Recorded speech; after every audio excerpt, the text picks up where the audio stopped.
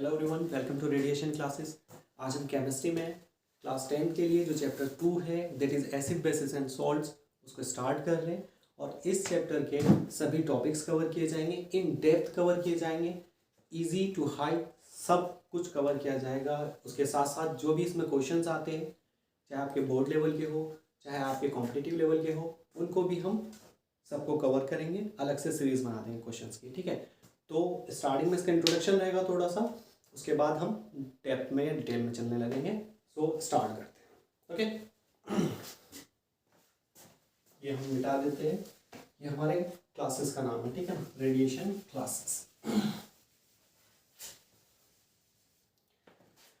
So acid basis and salts, सबसे पहले हम इसमें कैटेगरी पढ़ेंगे एसिड एंड बेसिस, ठीक है ना। सॉल्ट्स को नहीं पढ़ रहे हैं, एसिड एंड बेसिस को पढ़ेंगे। सॉल्ट्स को थोड़ा बाद के लेक्चर्स में कवर कर लेंगे।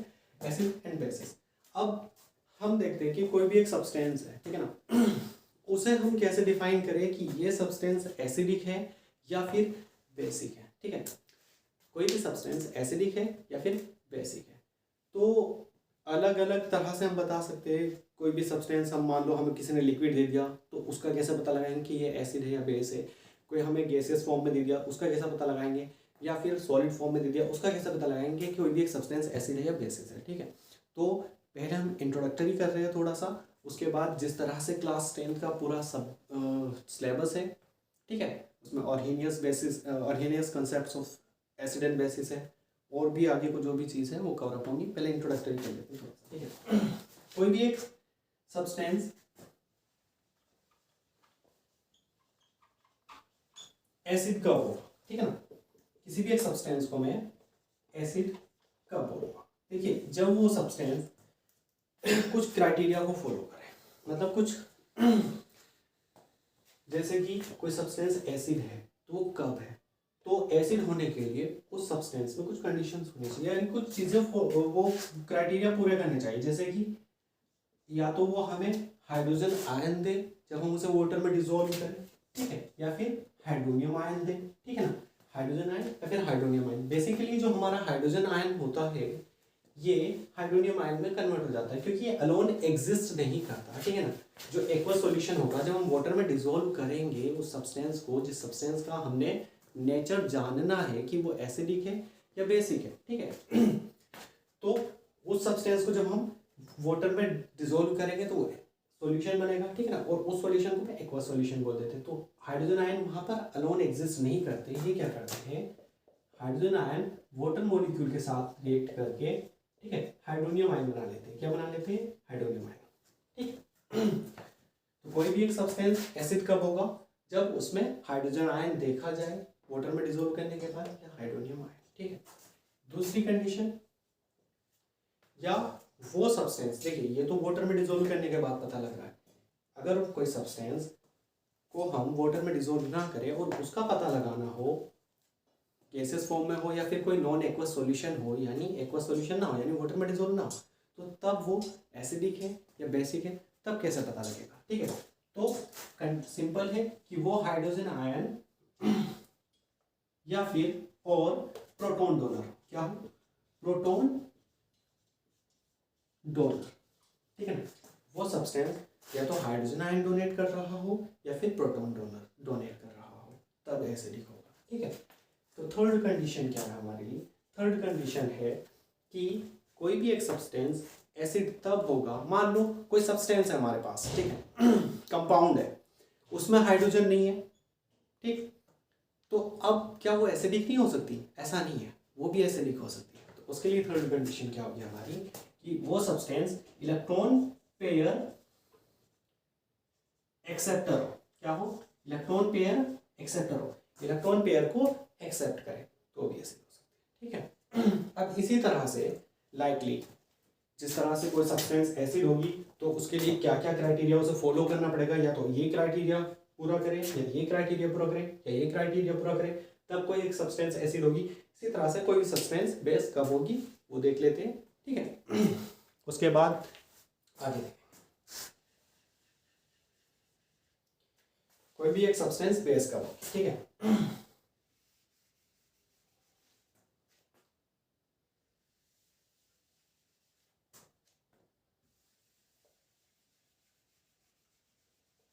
ठीक। तो कोई भी एक सब्सटेंस बेस कब होगी, यानी वो बेसिक कब होगी, तो उसके लिए कुछ क्राइटेरिया, कुछ कंडीशंस फॉलो करनी पड़ेंगी उस सब्सटेंस को। या तो वो वाटर में डिसोल्व करके हमें हाइड्रोक्साइड आयन दे दे। क्या दे दे? Hydroxide ion. क्या दे? हाइड्रोक्साइड। ठीक है, लिख दो।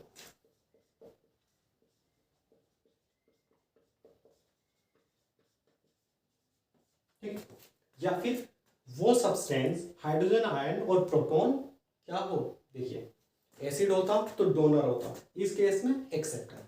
क्या हो? हाइड्रोजन आयन या फिर प्रोटॉन एक्सेप्टर, वो होगा बेस। ठीक, और मान लो ना तो वो हाइड्रोजन एक्सेप्ट कर रहा है, ठीक है, और ना ही उसमें कोई हाइड्रोक्साइड आयन मिल रहा है।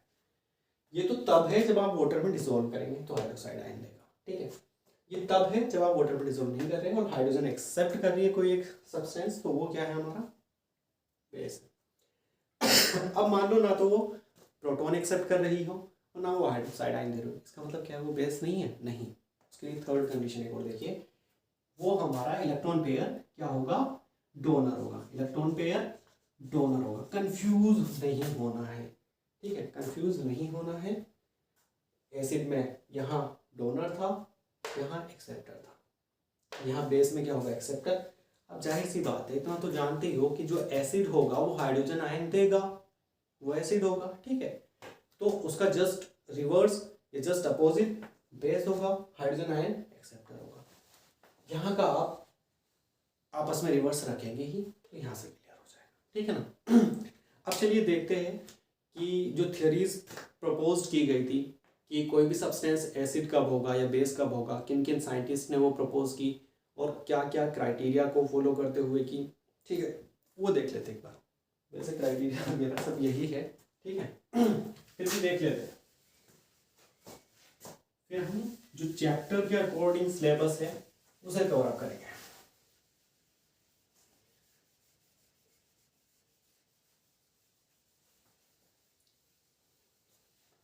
ठीक, तो सबसे पहले हम कवर करते हैं अकॉर्डिंग टू द एर्हीनियस। ठीक है ना, एर्हीनियस के अकॉर्डिंग कोई भी सब्सटेंस एसिड कब होगा या कोई भी सब्सटेंस बेस कब होगा। ठीक है, एर्हीनियस थ्योरी या फिर हम इसे कंसेप्ट भी बोल सकते हैं। ठीक है, कंसेप्ट ही बोलते हैं।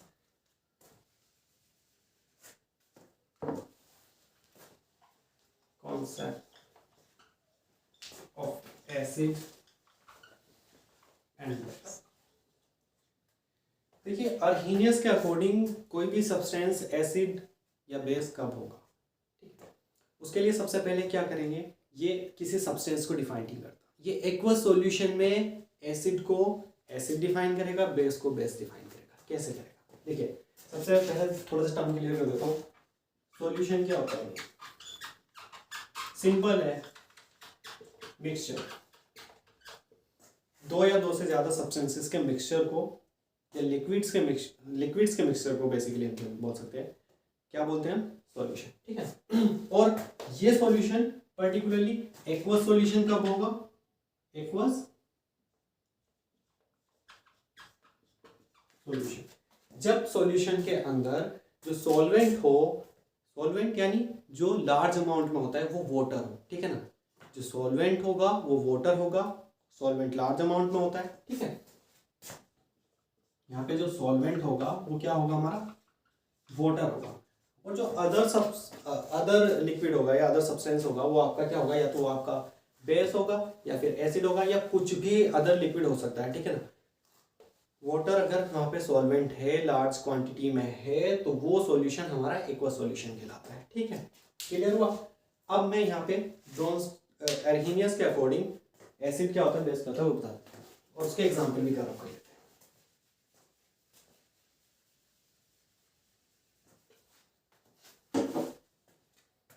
ठीक है, तो एसिड में इधर लिख लेता हूँ, बेस में इधर लिख लेता हूँ। ठीक है, आपके पास क्या है? Aqueous solution. क्या है? Aqueous solution. तो ऑब्वियसली इस एक्वस सॉल्यूशन से आपको हाइड्रोजन आयन या फिर हाइड्रोनियम आयन देखने को मिलेगा, तो वो क्या होगा, एसिड होगा। ठीक है, क्लियर। यहाँ बेस है और यहाँ पे इसका मैंने एक बार सॉल्यूशन बनाया किसके साथ में, भाई बेस को मैंने मिक्स किया वाटर के साथ में, तो क्या बन गया हमारा एक्वा सॉल्यूशन। अब इस एक्वा सॉल्यूशन में आपको मिलते हैं हाइड्रोक्साइड आयन। क्या मिलते हैं, हाइड्रोक्साइड आयन। तो अगर हाइड्रोक्साइड आयन मिल रहे हैं तो जो आपने एक्वा सॉल्यूशन बनाया है, जिस सब्सटेंस को या जिस लिक्विड को मिक्स किया है आपने वाटर के साथ में, वो क्या है, आपका बेस है। क्यों, क्योंकि आपको एक्वा सॉल्यूशन में हाइड्रोक्साइड आयन मिल रहे हैं। ठीक है, आप एग्जांपल देख लेते हैं। यहाँ पर HCl होगा आपका, ठीक है, H2SO4 होगा, दैट इज सल्फ्यूरिक एसिड। ठीक है, यहाँ पे भी कुछ एग्जांपल्स देख लेते हैं। बेस में क्या होगा आपका, सोडियम हाइड्रोक्साइड होगा, NaOH, है ना, मैग्नीशियम हाइड्रोक्साइड होगा। ठीक है, मिल्क ऑफ मैग्नीशिया बोल देते हैं इसे। ठीक है, तो ये आपके क्या होंगे, अर्हीनियस एसिड एंड अर्हीनियस बेसिस। ठीक, तो क्लियर हो, आगे देख लेते हैं थोड़ा सा।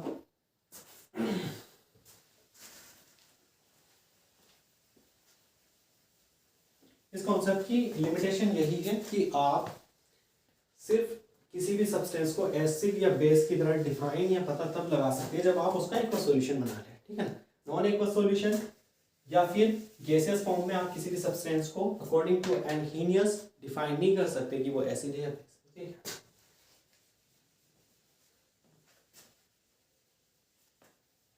इसके बाद आपका आता है ब्रोंस्टेड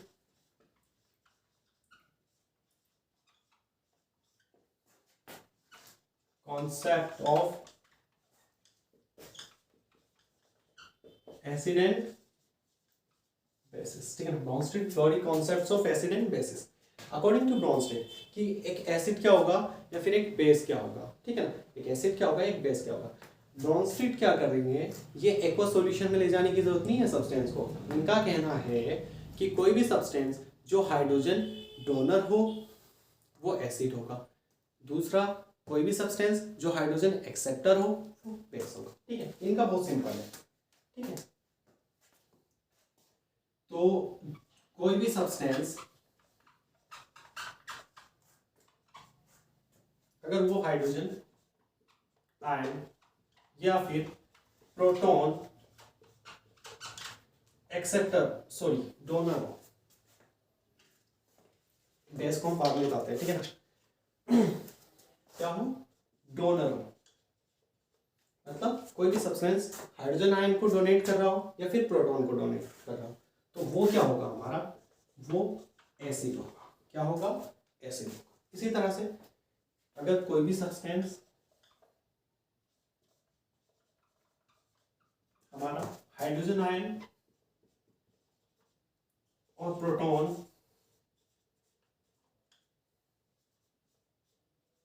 एक्सेप्टर हो तो वो क्या होगा, बेस होगा। देखो इतना तो जानते हो कि जो भी हाइड्रोजन डोनेट करेगा वो एसिड होगा।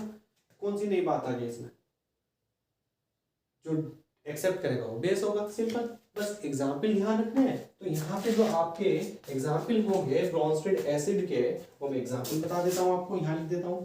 ठीक है, HCl HNO3, ठीक है, ये हो गया। और अगर बेस के एग्जाम्पल देखे जाए, क्योंकि बेस में कौन हाइड्रोजन या प्रोटॉन एक्सेप्टर है। ठीक है, जो प्रोटॉन एक्सेप्टर होगा वो क्या करेगा, बेस होगा। ठीक है, ठीक।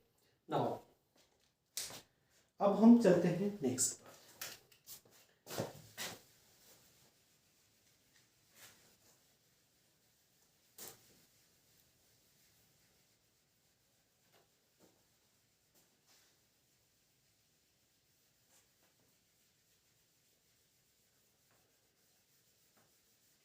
कोई बहुत बड़ी चीज नहीं है कि भाई 10th क्लास में कुछ अलग या कुछ आउट ऑफ सिलेबस है। थोड़े से हाई लेवल कंसेप्ट्स है, समझ आ गए तो इससे कॉम्पिटिटिव क्वेश्चंस भी हो जाते हैं आसानी से। ठीक है, वरना अर्हीनियस के अकॉर्डिंग ही अगर आप एसिड और बेसिस को डिफाइन करेंगे तो उन्हीं एसिड्स एंड बेसिस को एसिड और बेस बता पाएंगे जो आपके वाटर में डिसॉल्व होने के बाद हाइड्रोजन आयन दे दे वो एसिड, जो हाइड्रोक्साइड आयन दे दे वो बेस। उसके अलावा जो भी सब्सटेंस अदर जो एसिडिक है या बेसिक है उसका पता ही नहीं लगेगा। चलिए अब देखते हैं last Lewis concept of acid and bases. ठीक है, अकॉर्डिंग टू लुईस एक एसिड क्या होगा, एक बेस क्या होगा। ठीक है, देखिए लुईस के अकॉर्डिंग एसिड जो होंगे वो होंगे इलेक्ट्रॉन पेयर एक्सेप्टर। ध्यान से, इलेक्ट्रॉन पेयर एक्सेप्टर। अभी तक हमने एर्हीनियस में क्या देखा कि हाइड्रोजन डोनेट करेगा। ठीक है, ब्रोंस्टेड में क्या देखा, हाइड्रोजन डोनेट करेगा। मतलब एर्हीनियस में हाइड्रोजन आयन फर्निश करेगा, हाइड्रोजन आयन देगा एक्वस सॉल्यूशन में, और हाइड्रोजन आयन डोनर या प्रोटॉन डोनर ब्रोंस्टेड में। तो इलेक्ट्रॉन क्या है, हाइड्रोजन आयन का आपका अपोजिट चार्ज वाला होता है। अगर हम एक को भगा रहे हैं तो दूसरे को ले आओ। ठीक है, तो ये एसिड हो जाएगा। याद रखने का आसान तरीका है, H पॉजिटिव या प्रोटॉन पे +1 होता है, इलेक्ट्रॉन पे -1 होता है। ठीक है, तो जिस चीज को हम दे रहे हैं उसका अपोजिट को ले लो तो सब्सटेंस क्या हो जाएगा, एसिड। ठीक है, तो लेकिन वहां हम एक सिंगल प्रोटॉन या सिंगल हाइड्रोजन दे सकते हैं या आयनाइज कर सकते हैं। यहाँ पे आपको इलेक्ट्रॉन का पेयर एक्सेप्ट करना है, 2 इलेक्ट्रॉन करने हैं। ठीक है ना, इलेक्ट्रॉन पेयर एक्सेप्टर क्या होंगे, आपके एसिड होंगे। और इसके एग्जाम्पल जो है आपके यहाँ पर AlCl3। ठीक है, ये क्या है हमारा लुईस एसिड। एसिड है लेकिन आप हाइड्रोजन या प्रोटॉन के बेसिस पर इसे एसिड नहीं बता सकते। ठीक, इसी तरह से बेस। तो बेस क्या होगा, ऐसा सब्सटेंस जो इलेक्ट्रॉन पेयर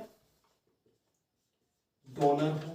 क्या हो, electron pair donor. Electron pair को क्या करें, डोनेट करें। ठीक है, वो क्या होंगे हमारे लुईस बेस। ठीक है, एग्जाम्पल के तौर पे अमोनिया, ये क्या करता है, इलेक्ट्रॉन पेयर को क्या करेगा, डोनेट करेगा। तो ये लुईस क्या हुआ, बेस। ठीक, अब यहाँ तक थ्योरीज तो कंप्लीट हो गई कि भाई एर्हीनियस ने क्या कहा, ब्रोंस्टेड ने क्या कहा, या फिर लुईस ने क्या कहा। अब इसके बाद हम चैप्टर को कैरी ऑन करते हैं आगे। ठीक है ना, एसिड बेसिस से ही।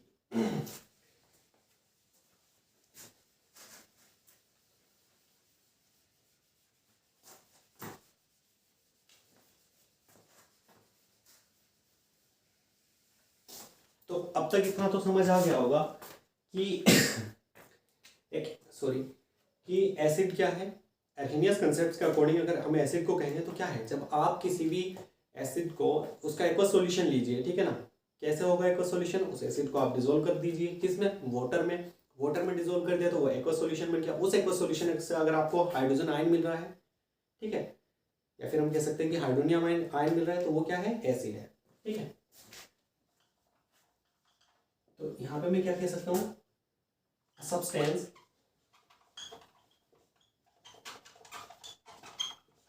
which gives hydrogen ion on dissolving in water। ठीक है, एक ऐसे सब्सटेंस जिससे जो हाइड्रोजन आयन दे और डिसॉल्विंग इन वाटर, तो वो क्या होगा, हमारा एसिड होगा। यहाँ हम एग्जाम्पल के साथ पढ़ते देखिए, आपके पास HCl है, आपने इसे वाटर में मिला लिया तो ये क्या बन जाएगा, एक्वस सॉल्यूशन। क्या बन जाएगा, एक्वस सॉल्यूशन। यानी ये यहाँ HCl नहीं है, वाटर भी है, HCl भी है, दोनों का सॉल्यूशन है। क्या है, एक्वस सॉल्यूशन। तो यहाँ पे हमें इस एक्वस सॉल्यूशन में हाइड्रोजन आयन देखने के लिए मिलेगा, प्लस क्लोराइड आयन मिलेगा। ठीक है ना, तो हाइड्रोजन आयन हो गया।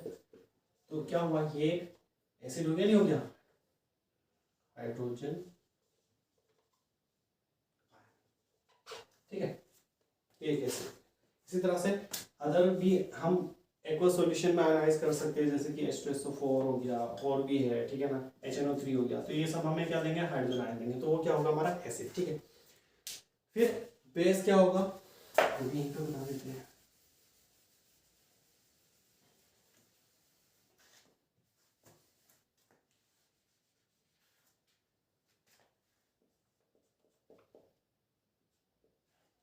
जो हाइड्रोक्साइड आयन ने वाटर में डिसॉल्व होने पर वो क्या होगा, हमारा बेस होगा। क्या होगा, बेस होगा। डेफिनेशन भी होगी।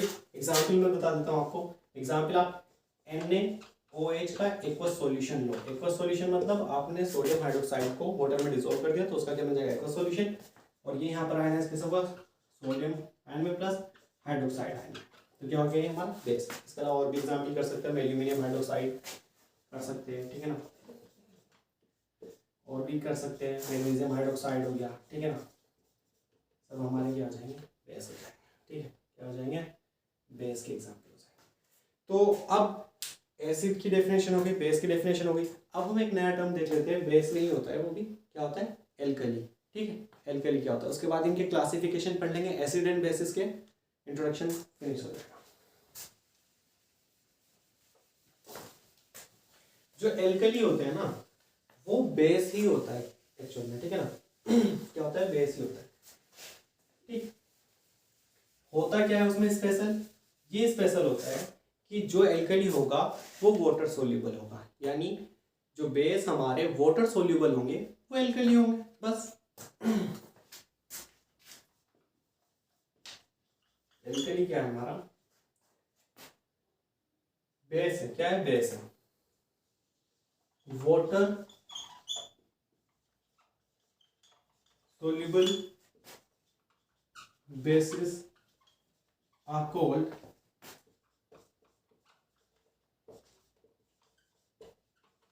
एल्कली, ठीक है। वाटर सोल्यूबल बेसिस होंगे वो एल्कली होंगे, जैसे कि NaOH क्या है, सोडियम हाइड्रोक्साइड, एक एल्कली है, बेस है, लेकिन क्या है, एल्कली, ठीक है। क्यों, क्योंकि ये वाटर सोल्यूबल बेस है, ठीक है। अब कह रहे होंगे आप लोग कि हो सकता हो कई सारे, मतलब सारे बेसिस ऐसे होंगे जो वाटर डिजोल्व जाते हैं, नहीं, कुछ बेसिस ऐसे होते हैं जो एल्कली नहीं होते, जो वाटर में डिजोल्व नहीं होते, ठीक है। ये किसका एग्जाम्पल है, बेस भी बोल सकते हैं, एल्कली भी बोल सकते हैं। कहने का मतलब ये है कि all alkali are base but all base are not alkali. बताओ, देखिए कुछ बेस के एग्जाम्पल में देता हूँ जो एल्कली नहीं है, base which are not alkali. इसका मतलब क्या है, ऐसे बेस जो एल्कली नहीं है उनके एग्जाम्पल बता रहा हूँ, मतलब वो वाटर में डिसॉल्व नहीं होते। तो एग्जाम्पल यहाँ लिख देता हूँ मैं इसके। लाइक आपका एल्यूमिनियम हाइड्रोक्साइड हो गया, ये वाटर में डिसॉल्व नहीं होता है, ठीक है। आपका जिंक हाइड्रोक्साइड हो गया, क्या हो गया, जिंक हाइड्रोक्साइड हो गया, ठीक है। कॉपर हाइड्रोक्साइड हो गया, ठीक है। ये ऐसे बेस है जो एल्कली नहीं होते, ये वाटर में डिसॉल्व नहीं होते, ठीक है।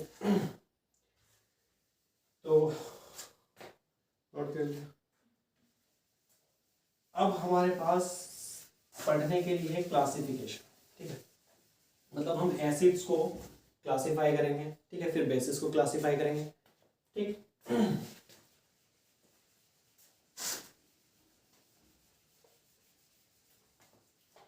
सो क्लासिफिकेशन ऑफ एसिड्स पढ़ते हैं, उसके बाद क्लासिफिकेशन ऑफ बेसिस फिर और करते हैं।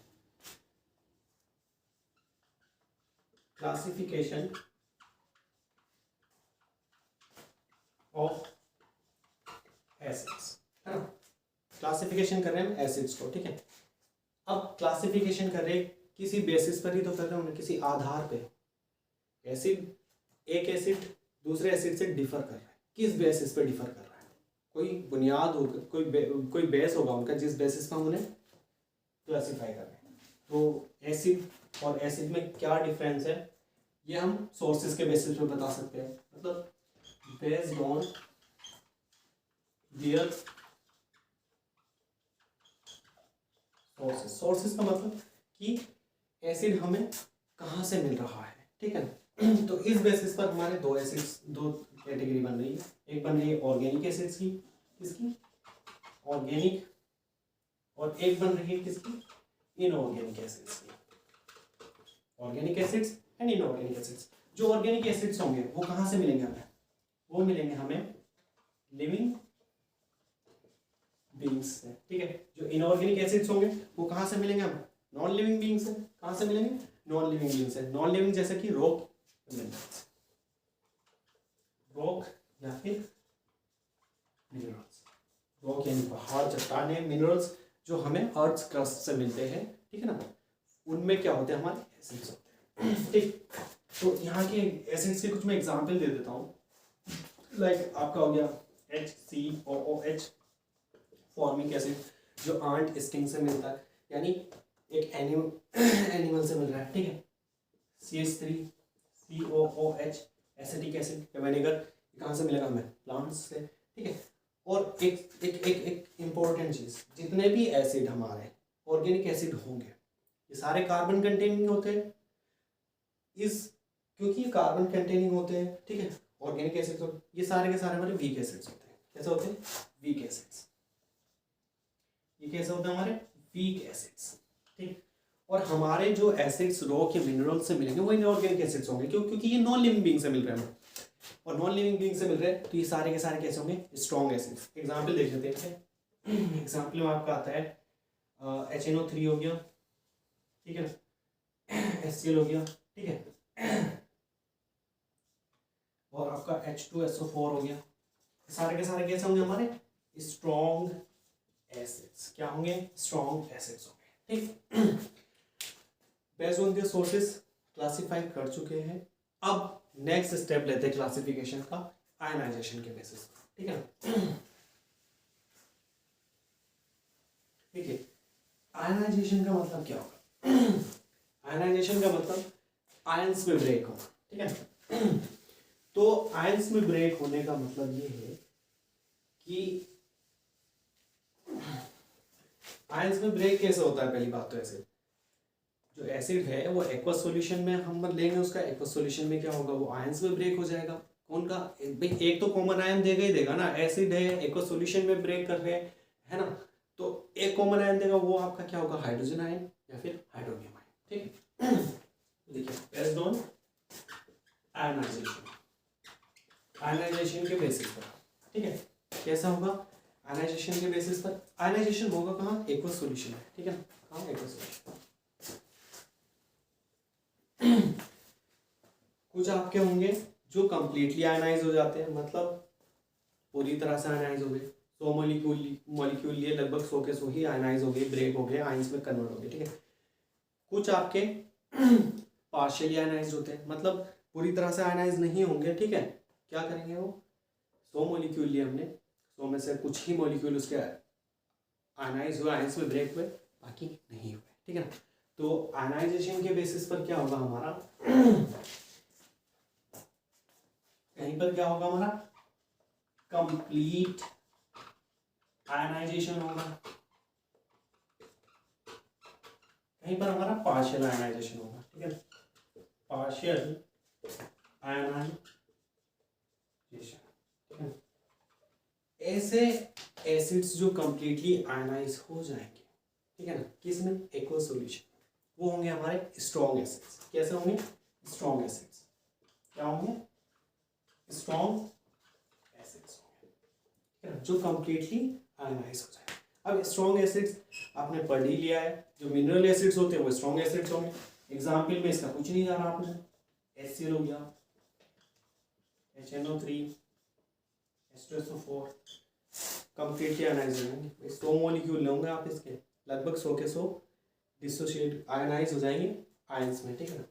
पार्शियल आयनाइजेशन, वीक एसिड्स, क्यों, क्योंकि यहाँ पर जो आप मॉलिक्यूल ले रहे हो, मान लो आप 100 ले रहे हो तो 100 में से कुछ ही मॉलिक्यूल आयनाइज हो रहे, 100 के 100 नहीं हो रहे, बाकी ऐसे ही पड़े रहेंगे, तो वो क्या होंगे आपके वीक एसिड्स। क्या होंगे, वीक एसिड्स होंगे, ठीक है। एग्जाम्पल इनके वीक एसिड्स के पढ़ ही चुके हो। कार्बन कंटेनिंग एसिड ज़्यादातर वीक एसिड होते हैं, सब कार्बन कंटेनिंग यहाँ पे डाल दो आप, HCOOH फॉर्मिक एसिड हो गया, एसिडिक एसिड CH3COOH, ठीक है।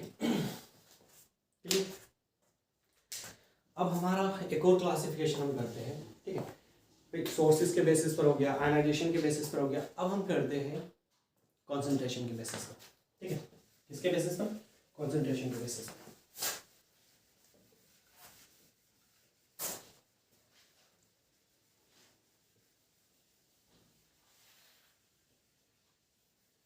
बेस्ड ऑन कॉन्सेंट्रेशन, ठीक है।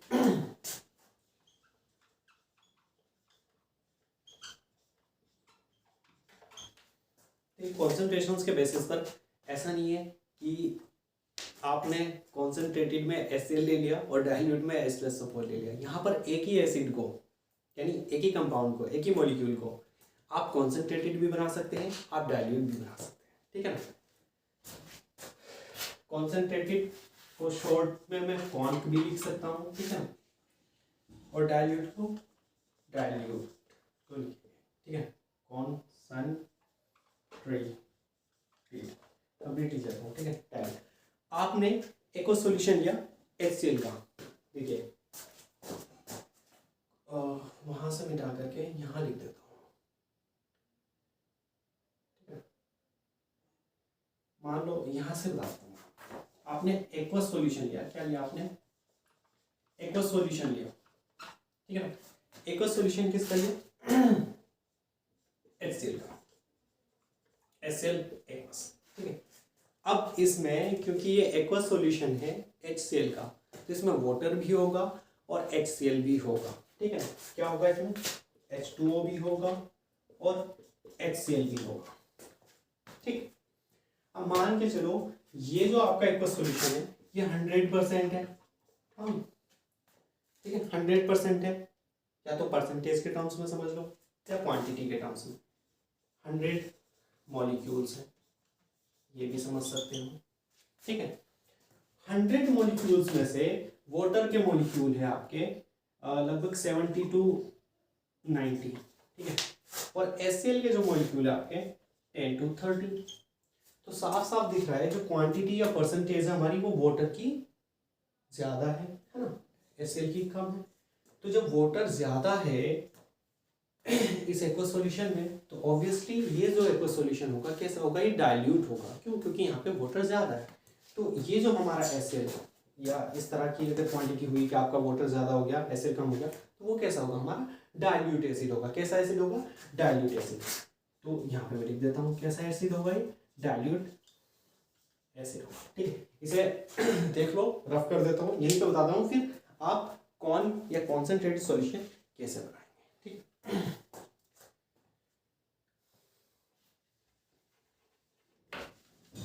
यही हमारा कौन या कॉन्सेंट्रेटेड एसिड बन सकता है, कैसे, आप रिवर्स कर दो, मतलब जो आपकी क्वांटिटी या कंसंट्रेशन वाटर की थी उसे आप कम कर दो उस एक्वस सॉल्यूशन में, और एसिड की बढ़ा दो, इसे कितना कर दो आप, 10 से 10 to 30, यहाँ पे कितना कर दो आप 70 to 90, कितना कर दो 70 to 90, ठीक है।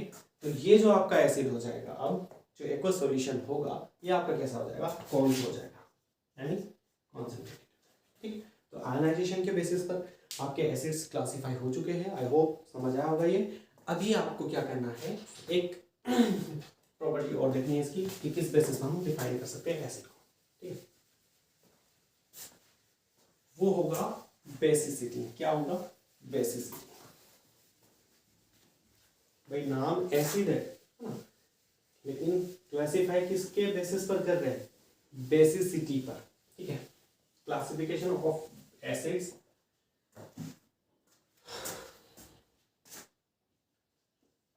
ऑन द बेसिस ऑफ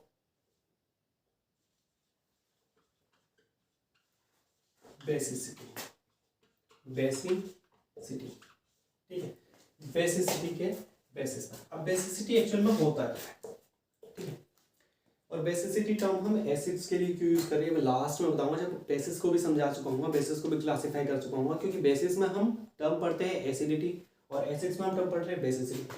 तो बेसिसिटी एक्चुअल में होता क्या है, आप कोई एक वाटर मॉलिक्यूल लीजिए, सॉरी एसिड का मॉलिक्यूल लीजिए, ठीक है, क्या लीजिए, एक एसिड का मॉलिक्यूल लीजिए, ठीक है, let's say HCl, one molecule लीजिए, सिर्फ वन मॉलिक्यूल। अब इस एक मॉलिक्यूल में, ठीक है, कितने हाइड्रोजन आयन आपको मिलेंगे, ठीक।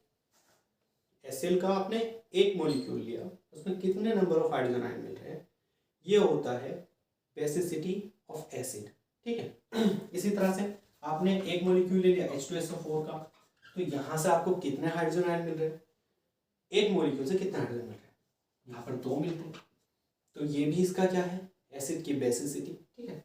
इसी तरह से आपने ले लिया फॉस्फोरिक एसिड, यहां से कितने आपको हाइड्रोजन आयन मिल रहे हैं, ठीक है, मिलेंगे कब, जब आप इसे वाटर में डिसॉल्व करेंगे, इसके एक्वस सॉल्यूशन, ठीक है ना, ऐसे ही नहीं मिलता है। तो आपको कितने मिलेंगे? 3 हाइड्रोजन आयन। तो ये जो 3 हाइड्रोजन आयन है ये क्या डिफाइन कर रहा है? इस एसिड की बेसिसिटी को डिफाइन कर रहा है। यानी बेसिसिटी बेसिकली हम क्वांटिटी देख रहे हैं 1 मॉलिक्यूल में कितने हाइड्रोजन आयन है इस चीज की, ठीक है। तो अगर हमें एक आयन मिल रहा है, ठीक है, तो उसे क्या बोलेंगे हम? उस एसिड को क्या बोलेंगे? Mono basic acid. क्या बोलेंगे? मोनो बेसिक एसिड, ठीक है। और अगर 2 मिल रहे हैं तो हो जाएगा हमारा डाई बेसिक।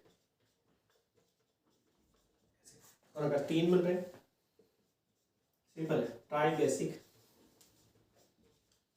एसिड, ठीक है।